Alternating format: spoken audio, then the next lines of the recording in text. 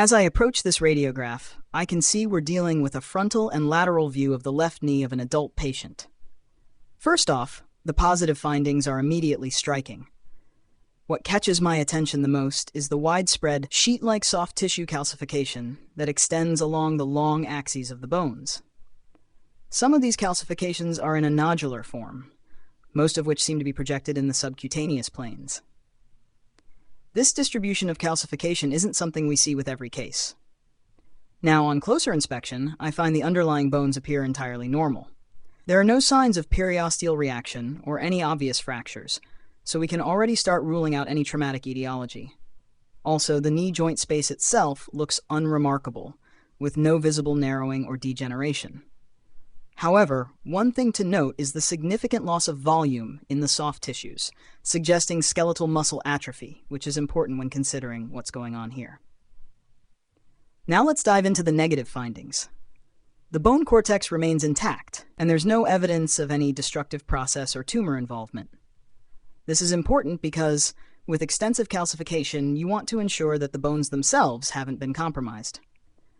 There's also no joint effusion, which further supports the absence of acute inflammatory arthritis. Next, onto the differentials. When I see diffuse soft tissue calcifications like these, a few diagnoses spring to mind. First and foremost, I'm considering polymyositis or dermatomyositis, both of which can cause widespread calcinosis, especially when the disease is chronic. Now, calcinosis universalis, often associated with dermatomyositis, can explain the pattern here, particularly when there's involvement of the subcutaneous planes. The nodular form of the calcifications can also point towards this diagnosis. Other possibilities that crossed my mind initially were scleroderma-related calcinosis or even tumoral calcinosis, but the loss of soft tissue volume in the clinical background will help narrow this down. Based on these findings, the calcifications, along with the clinical correlation, such as a history of muscle weakness or skin rash, the most likely diagnosis is dermatomyositis. Especially if there's any associated pulmonary disease, as dermatomyositis can involve the lungs, this would fit well with the radiographic findings. Now let's move on to potential questions an examiner might pose in a viva. One question I'd anticipate is, how do you differentiate between dermatomyositis and polymyositis on imaging alone? Well, the truth is it can be tough to distinguish these two purely from radiographic appearances. However, in dermatomyositis, the presence of calcinosis and the distribution, especially if it's subcutaneous, leans more towards dermatomyositis.